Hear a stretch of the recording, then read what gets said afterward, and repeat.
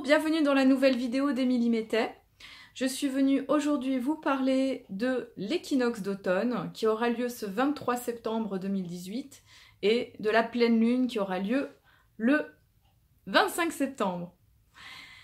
Voilà, donc nous arrivons à ce changement de saison qui est l'automne et qui vient quelque part avec l'entrée du signe de la Balance nous amener justement avec ces deux plateaux, cette symbolique vraiment de l'équilibre, de faire le point, de faire le bilan de ce que nous avons vécu, de ce que nous avons amené comme énergie depuis même le solstice d'hiver de l'année dernière, c'est-à-dire depuis le 21 décembre 2017, ce que nous avons commencé aussi à manifester depuis le 21 mars 2018 avec l'équinoxe de printemps.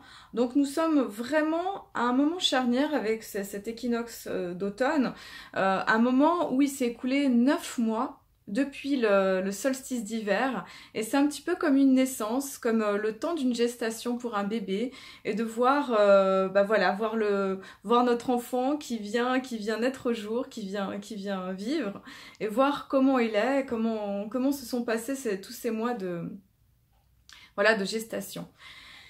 Voilà, faire le point aussi avec tout ce qui s'est manifesté depuis l'équinoxe du printemps, de faire vraiment, c'est vraiment le temps de la récolte, le temps où on va regarder dans nos paniers, qu'est-ce qu'on a pu ramasser, qu'est-ce qui a pu fleurir, qu'est-ce qui a donné des beaux fruits, qu'est-ce qui quelque part n'a pas fonctionné, et qu'est-ce qu'on va pouvoir garder pour mettre en graines pour la symbolique de l'hiver prochain, du printemps prochain. Donc on est vraiment avec ce moment équi, hein, vraiment c'est l'équilibre, ce moment où le jour et la nuit s'équilibrent pour être en égalité, en équanimité vraiment.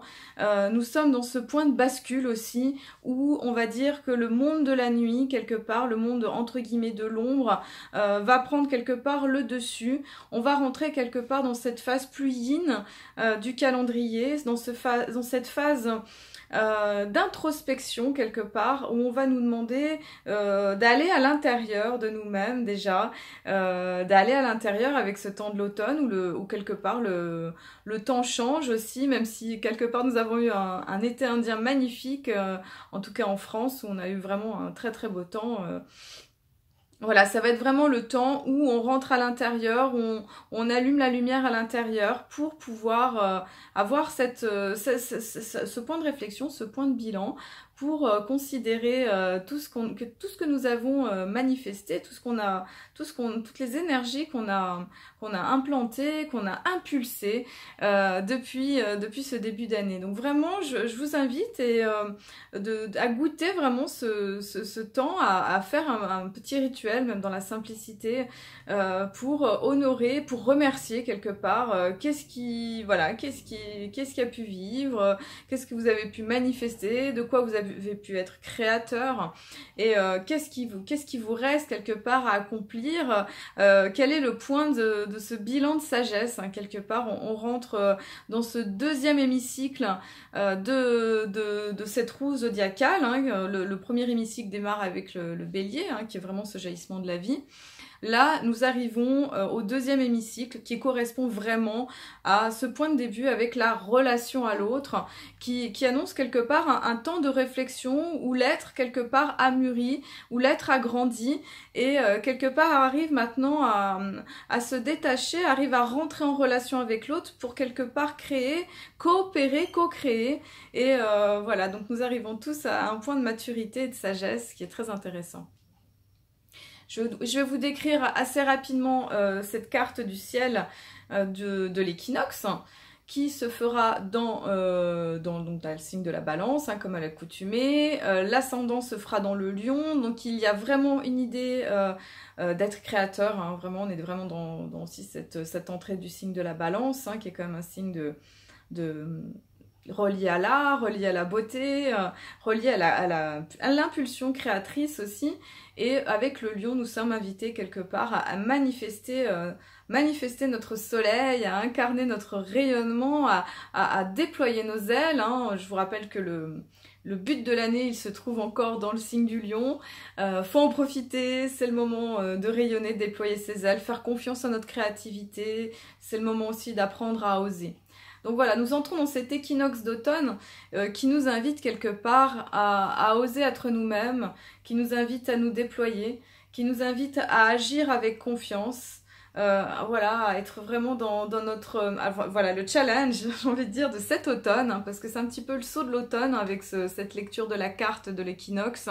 Ça va être vraiment d'apprendre à oser, à être notre originalité, à être dans notre différence, dans nos qualités, dans nos dons spécifiques, qui ne sont pas forcément les dons de notre voisin, de notre ami. Voilà, ça va être quelque part d'apprendre à nous assumer, même si quelque part la balance, parfois, par son besoin de plaire, pourrait avoir un côté un peu conventionnel dans le sens de vouloir plaire. Voilà, donc là, il y aura vraiment à assumer quelque part une forme d'originalité, une forme d'indépendance et d'autonomie, et de pouvoir la manifester. Ça va être important aussi avec cet équinoxe d'automne d'être vraiment dans de faire confiance à nos idées, de faire confiance à notre façon de penser, à notre façon de ressentir les choses et de pouvoir les verbaliser d'une manière. Donc là, Mercure en balance, hein, donc Mercure rentre dans le signe de la balance le 23 septembre et amène vraiment une manière de communiquer. Hein. Mercure, c'est la communication, c'est la relation à l'autre.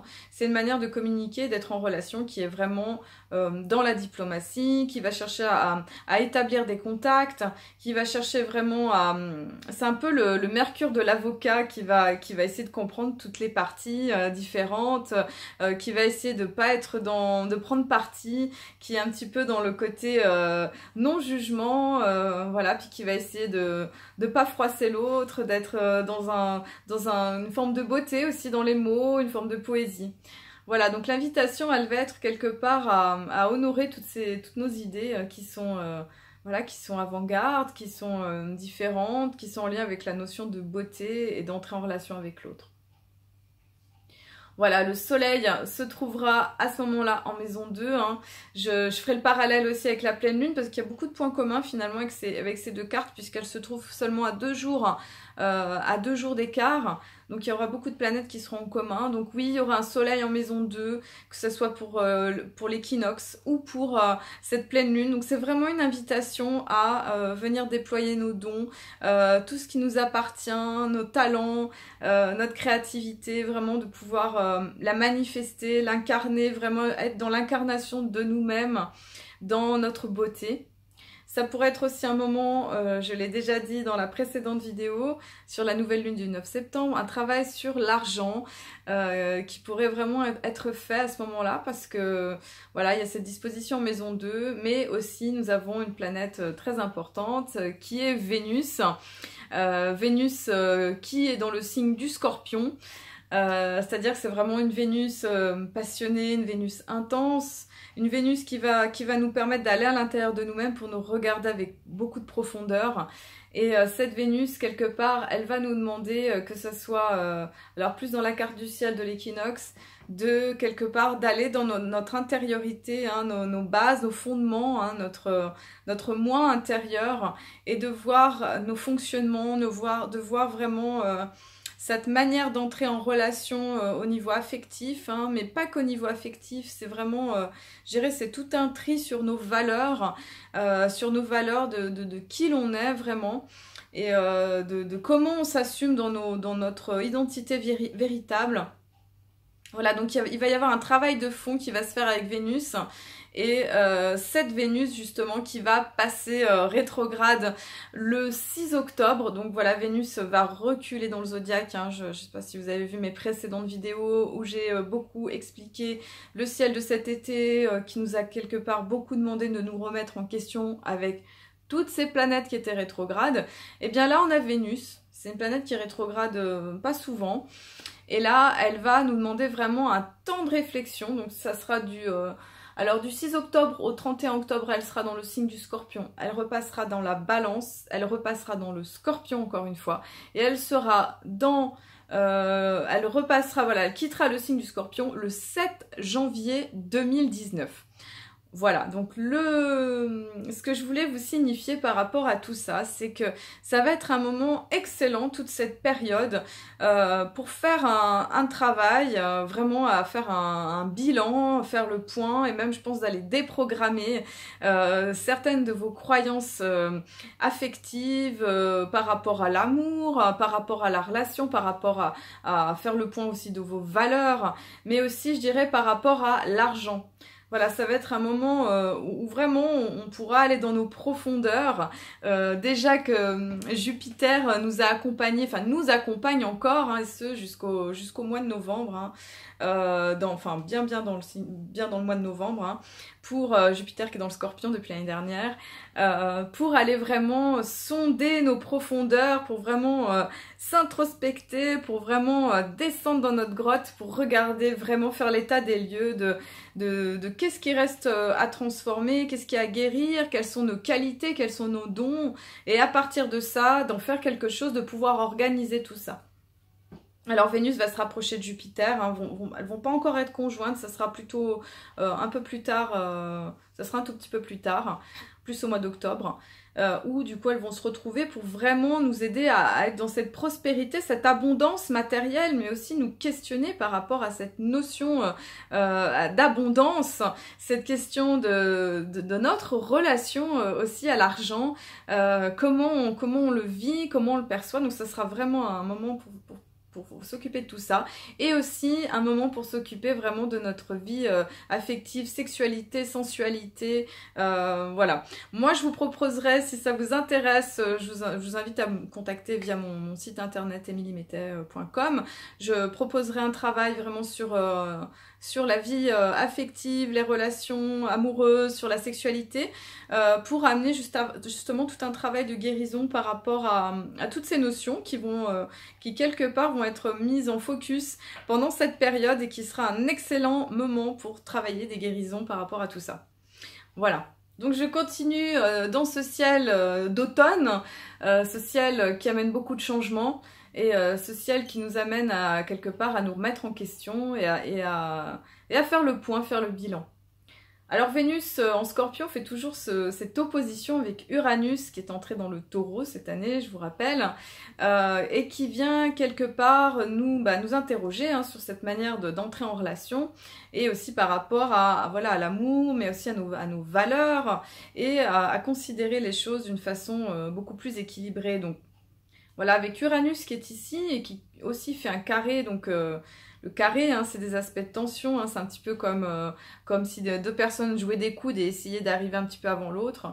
Il y a un petit peu cet aspect de moi d'abord, et c'est un petit peu à celle qui va gagner en premier. Donc il y a vraiment cette notion de comment trouver notre liberté vraiment, comment être dans notre authenticité, dans notre liberté intérieure, dépasser toutes sortes de conflits, hein. Uranus qui est carré à Mars va nous demander quelque part beaucoup de discipline, beaucoup de persévérance, de détermination, mais dans une forme de douceur, hein, pas trop de manière trop braque, j'ai envie de dire, pardonnez l'expression, à la manière de Mars, hein, Mars qui est quand même, voilà, c'est la planète de la guerre et tout ça. Voilà, ça va nous demander quelque part voilà, comme je vous ai dit, discipline, vraiment de regarder les choses, de faire un plan d'action, et puis être vraiment dans cette d'avancer, mais c'est super de pouvoir innover, et c'est bien de pouvoir organiser cette innovation, de pouvoir quelque part voilà, savoir l'échelonner, l'organiser pour qu'elle soit plus efficace. Voilà. Dans cette autre carte du ciel, en même temps je vous parle de cette pleine lune, hein, aussi, hein, je fais le pont avec la pleine lune qui aura lieu donc le 25 septembre, et donc nous sommes activés vraiment aussi avec cette énergie là, avec automne plus pleine lune, avec Mars qui est en Verseau depuis ce 11 septembre, et qui est conjoint à la lune noire et au nœud sud. Voilà, donc là c'est une période, faut le savoir, donc l'automne il va être marqué par ce saut là, c'est vraiment une période qui est excellente pour faire un travail sur soi, pour se délester de blessures anciennes, qu'elles appartiennent à notre enfance ou à notre famille, de ce qui a pu être transmis en transgénérationnel, ou encore, pour ceux qui y croient, à tout ce qui a pu être de l'ordre de blessures karmiques ou de choses de cet ordre-là. Donc vraiment dénouer des choses très très très anciennes. Et c'est le moment quelque part de se délester de poids comme ça qui quelque part nous freine, nous empêche d'être dans notre lion, dans cette créativité solaire. Là, on va vraiment, voilà, on va vraiment le visiter, mais ça fait déjà quelques temps qu'on visite cet aspect-là. Les choses se font d'elles-mêmes des fois, il y a pas, voilà, des fois c'est important de mettre en place un travail sur soi. Oui, ça j'encourage vivement parce que c'est important quelque part pour s'aider quelque part dans une période aussi intense, enfin aussi exigeante quelque part pour nous aider à nous transformer.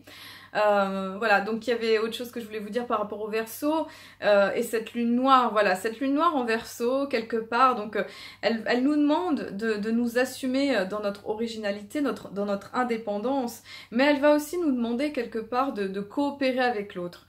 L'idée, ça va être pas forcément d'être en marge ou en rupture de tout le groupe et de la société, ça va être justement pour sublimer cette lune noire, hein. La lune noire, je le rappelle, elle détient à la fois la blessure, mais aussi le don et le potentiel. Et là, le potentiel, c'est vraiment en lien avec le Verseau, hein, le Verseau qui est vraiment un signe relié au futur. Ça va être vraiment, l'idée, ça va être vraiment d'aller dans tout ce qui est moderne, de tout ce qui va quelque part aider notre société, notre monde. Hein. Vraiment, le Verseau, il est relié à quelque chose de plus grand, hein, ce collectif, d'apprendre, de vraiment voir en fait qu'est-ce qui pourrait faire évoluer le collectif, qu'est-ce qui pourrait nous aider tous à grandir.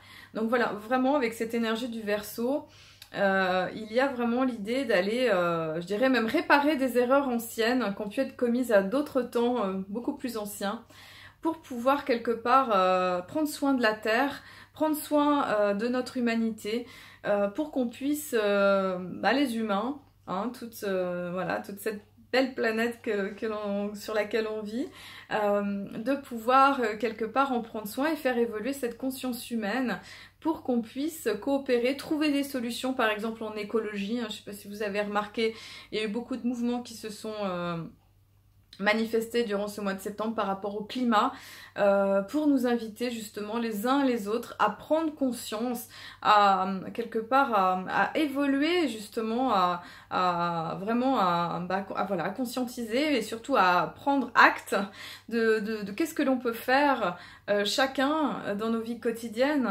et aussi en se rassemblant, en étant ensemble pour pouvoir faire bouger les choses. Voilà, donc il y a vraiment toute cette énergie avec le signe du Verseau qui quelque part nous encourage et nous invite à ça, pour qu'on puisse quelque part sublimer cette lune noire là, qui nous invite à vraiment à coopérer, trouver des solutions pour la vie, pour tout l'ensemble, pour toute la vie, pour toutes ces générations, et aussi pour tout, voilà, pour le minéral, le végétal, voilà, pour tous les règnes, pour qu'on soit tous vraiment dans cette idée d'équanimité et d'équilibre, voilà.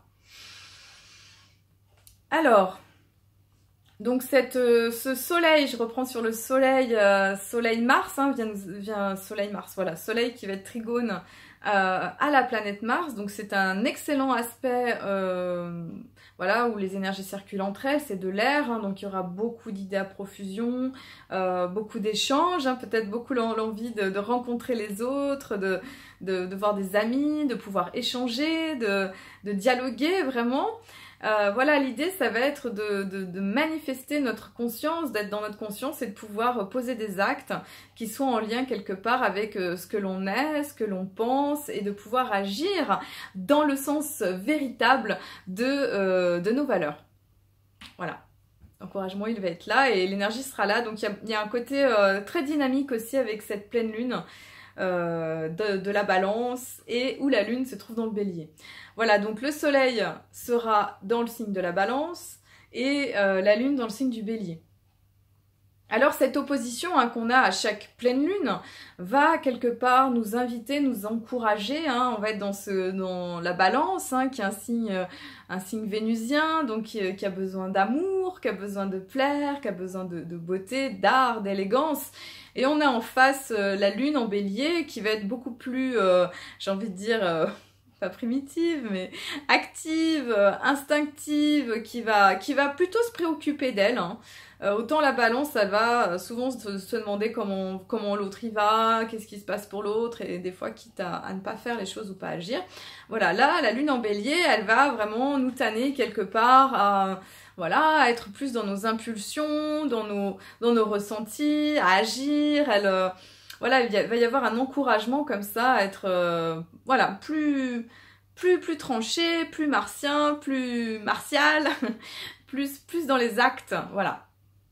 Donc voilà, il y a un petit... la lune, elle va être conjointe à ce moment-là à Chiron, qui est celui qui est en lien avec c'est un astéroïde, hein, qui est en lien avec la blessure et quelque part le guérisseur. Donc là, il y a une idée, ça va être important d'aller écouter nos émotions, ce qu'on ressent, ce qu'il y a à l'intérieur de nous, d'être dans ce côté nature en fait. Hein, la lune comme ça, lune en bélier, c'est nature, hein, il n'y a pas de phare, il y a moins de phare que dans la balance, hein, qui aime bien, voilà, qui aime la beauté, tout ça. Cette lune en bélier, elle va nous demander d'être plus instinctif quelque part, mais elle va s'opposer aussi donc au soleil, mais aussi à Chiron, hein, donc ils vont s'opposer lune Chiron à soleil Mercure en balance, et va nous demander quelque part d'aller exprimer, donc le challenge va être là, hein, je vous le dis, ça va être de quelque part d'apprendre à exprimer votre ressenti par des mots quelque part, qui soient dans la diplomatie, hein. On peut arriver à nommer ce que l'on ressent, à quelque part à poser les choses, hein. Je pense vraiment à la communication non violente de Marshall Rosenberg, qui est une balance aussi, quelqu'un qui est vraiment dans cette idée de pouvoir communiquer dans l'authenticité, tout en étant dans la bienveillance et en prenant soin quelque part de l'autre, mais de soi-même, tout en étant dans son intégrité, puis dans les mots qu'on va choisir aussi. Voilà, donc ça va nous inviter à exprimer notre ressenti avec de la diplomatie, mais de pouvoir le faire aussi, de pouvoir nommer ce qui se passe en nous, hein, parce que ça pourrait quelque part un petit peu bouillonner avec cette lune Chiron. Et le challenge aussi, je dirais, parce que ce soit la lune ou le soleil, Mercure et Chiron, ils sont tous carrés avec Saturne. Saturne qui est en Capricorne, qui est repassé direct. Donc l'idée là, ça va être quelque part de pas réfréner, hein. La tentation avec Saturne, c'est le frein, c'est de réfréner ce qu'on sent, c'est de mettre des barrières, c'est voilà, de pas laisser les énergies couler simplement et d'une manière fluide.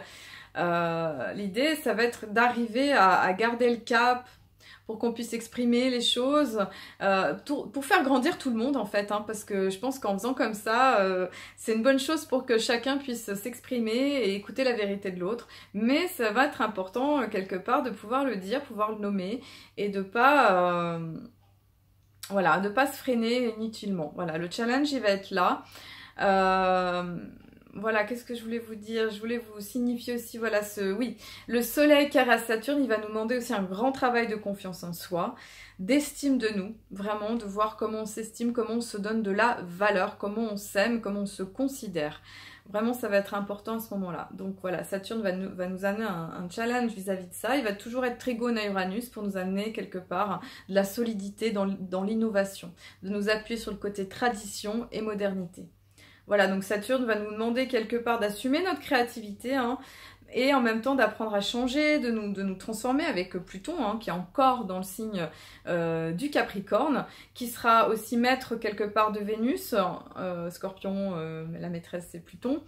Voilà, d'aller voir nos profondeurs, nos mécanismes affectifs, hein, ça je vous l'ai vraiment dit, hein, mais ça va vraiment être accentué, hein, dans toute cette période, pour qu'on puisse vraiment regarder les choses, pour qu'on puisse les transformer. L'encouragement aussi avec le nœud nord, il va se trouver aussi proche de la maison 12, en tout cas à heure de Paris. Ça va être aussi de ne pas être que dans le monde du quotidien et dans le monde du travail tous les jours, tout ça. Ça va être d'avoir des moments d'introspection et de solitude.